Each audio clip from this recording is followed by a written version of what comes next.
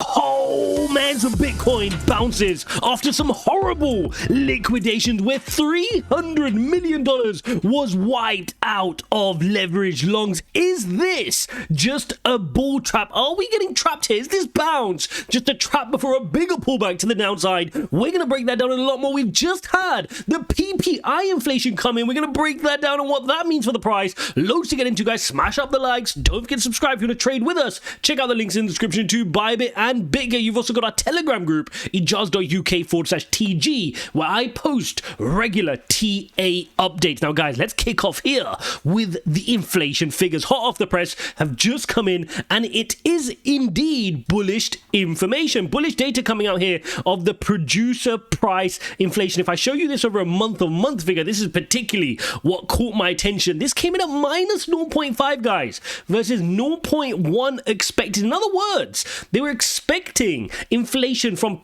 producers to go up by 0.1. It was deflationary. It was a month where we had a big bit of deflation here on producer prices. Now, the reason this is important was yesterday we had really good CPI data and the market really enjoyed that before that crazy dump, which we'll come on to. But also, the PPI figures are a bit more of a lead measure. The CPI is like when you and I go buy something, right? Is there inflation or is there not? The reason the producer prices are sometimes more important is they tell you what's happening in the future, because producers tend to pass on inflationary cost increases to the retail consumer. So this is really, really positive here that this really started to come to the downside. If you look at the headline figure, it came in at 1.3 versus the 1.9 expected. Nice big notch down here on producer prices, and that should give the markets the energy they need to move. But then why did we get the dump yesterday? Why was it that Bitcoin tanked yesterday here to the downside in a horrible 2.3% day? And in fact, at one point, wicking all the way down from a high in the day of 36.7 down to a low of the day of 34.7. We fell as low as 34.7. Okay, why? Because on the traditional market side of things, they had their best day since April. The Nasdaq yesterday, after the CPI data came out, flew 2.37%. And yet Bitcoin had a crazy 2.5% down day. That's a 5% swing difference versus what the market's doing. The S&P, a 2% day. And even the Dow Jones, which is considered the lower risk one, up 1.5%. So we can see here markets are roaring to the upside, but we had a bit of a hit in the crypto markets. You can even see that in the fear and greed index, which was sitting at 69 the day before, coming down to 60 now. And when you look at it, you can see what's going on, right? Bitcoin here touching up at this level as high here as 37.5, knocking on the door of 38.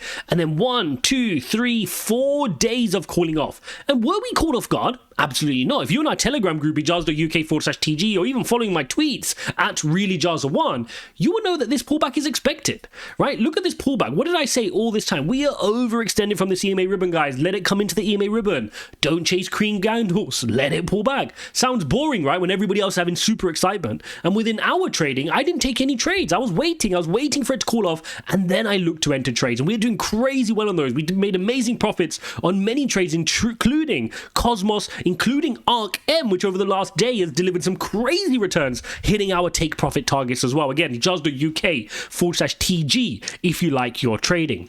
So when you look at here, was this a big deal? Was this pullback a big deal? Absolutely not. First, it wanted to retest the top of the channel. It failed. Bitcoin wanted to pull back a little bit more.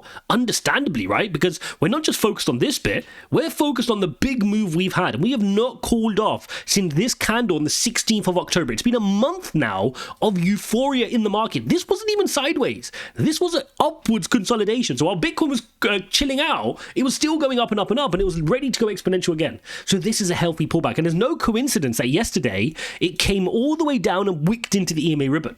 But there was a lot of buying pressure.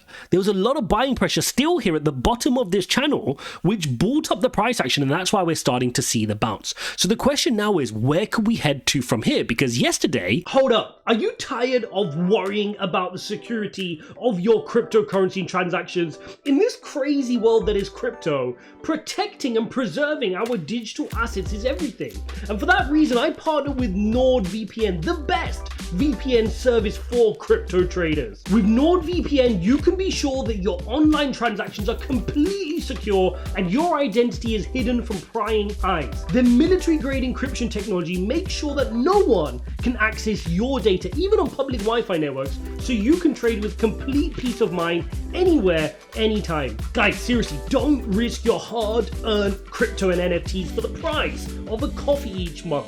They've also offered a free month and up to 60% off their plans. Oh, and they've got a 30-day money-back guarantee. Guys, seriously, it's a small price to play for a rapid, safe VPN. Definitely check it out. Link is in the description. Ijaz.uk/NordVPN. And let's get back into this video. I mean, if you look at the 12-hour period yesterday, $235 million worth of leverage longs were wrecked yesterday. And this is why I always warn against leverage and always remind you guys that leverage is what creates the volatility in crypto. The easy access to high amounts of leverage, 20 to 100x longs that people can just take at a whim, is what causes crypto to have these false starts. It has these crazy moments where it can pump and crazy moments when it can dump. Because you only need to move the spot price by a few percentage points or even less to then create a cascading domino effect of liquidating all those leverage longs. And that's why you get days like yesterday where the price starts moving and you get these big crazy dumps. It's because of the leverage longs getting themselves wrecked, which to an extent they deserve. Now, where are we going to go from here? If you notch down to the 4-hourly chart, what do you notice, guys? Not a coincidence. Look where we bounced. Not a coincidence, right? It's in our upward channel here, still in the channel, moving nicely. And again, where is it struggling? If you look at this here on the 4-hourly candle, it just wants to get this 36.1 level back. We know that's important horizontal support and resistance. If it can claim it back and hold above it, then good. It can bounce its way back to 37.1 to see, does it want to break this pattern? But it's got to reclaim its 4-hourly EMA ribbon. So already here, you want to avoid and make sure that this is not a case of this. You don't want to just go into your EMA ribbon and get rejected like that. So it's very important here for the short term that Bitcoin can bounce, get above it, and start working its way upwards there. If you drop it down into the hourly, you'll see exactly what's going on there as well. On the hourly chart, we've been in a little bit of a downward trend, right, due to the pullback. And it bounced from the bottom of the channel, and now it's worked its way into the hourly EMA ribbon. It's got to get above it, it's got to hold the EMA ribbon and work its way up. If it can do so, we'll regain the 4-hourly and we can work on retesting and getting that bounce from the daily, which we were just looking at. So very important level. Am I concerned? Absolutely not. There's no reason to be concerned here. All I was saying over the last few days, guys, is do not chase green candles. Do not chase these green candles. Let it pull back. Let it come to you. And sure enough, look, it comes to you. And now, instead of buying at 38 and being that person messaging me like, oh, should I get into crypto now at 38? All you're doing is you're buying here. And so if you get into a habit of doing that, avoiding that pump there and making sure you're buying on that dump, nothing else changed, right? But you're buying in 8.5% cheaper, right? And that's the difference. If you can get in a habit of buying at 34.7 there, like I'm showing you, instead of 38, those buys over a long period of time is what's going to make the difference. But that takes a bit of resilience. That takes conviction. That takes you understanding macroeconomic data, which we cover off here on this channel. Because if you watch my video yesterday when the CPI data came out, and I mentioned that this was hugely bullish, and a couple of hours you get this dump, did you doubt yourself, or did you go, no, hang on a second, nothing has changed? Everything that causes pump here to the upside up towards 38, you know, the spot ETF excitement, everything else, institutional adoption, that's still in our favor.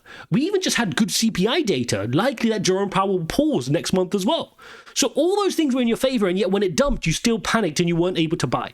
That's where you've got to question, where are you getting your data from, and where are you getting your conviction from? So hopefully if you guys are smart and you're managing to kind of follow along with this, you're not chasing these green candles, you're waiting from positions of strength. A lot of people keep asking me, what do I mean positions of strength? Exactly this, right? Exactly this. Buying here instead of buying there. I know it seems like a small difference. It's not. And if you can do that time and time again, you're going to build a portfolio with a low cost basis. You're going to avoid FOMO and you're going to get in at the right times.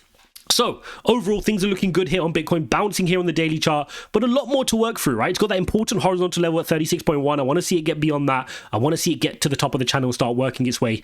But this was healthy. I'm really happy that it even came down yesterday and wicked that EMA ribbon. Even that itself gives me confidence that it can go on another run. The fact that it just did that and touched that and had a little bit of a cooling off, flushed out some of that little bit of leverage and greed, means it's probably got enough fuel in the tank to now go attack the next levels at 38.4 and and maybe even a little bit higher at 39, and then your 40 level, right? The fact that it had that calling off means you can reset. The RSI resets as well. Look at that, guys. You can see the overbought. It's just kind of reset a little bit here, and then it can go again. Okay, so hopefully you guys enjoyed this video. If you appreciate content, good PPI data, good CPI data yesterday. Things are looking good. Nothing to worry about here. Again, just trying to make sure I do not get any FOMO, not buying those green candles, and waiting for those nice, fun red days where the market gets a little bit panicked to put my DCAs into the market. If you want to actively trade with us, Ijaz.UK/TG, you'll be able to learn from my trades and see the types of trades I'm taking. Hopefully you guys enjoyed this video. Smash some likes. Don't forget to subscribe, and I'll see you in the next one.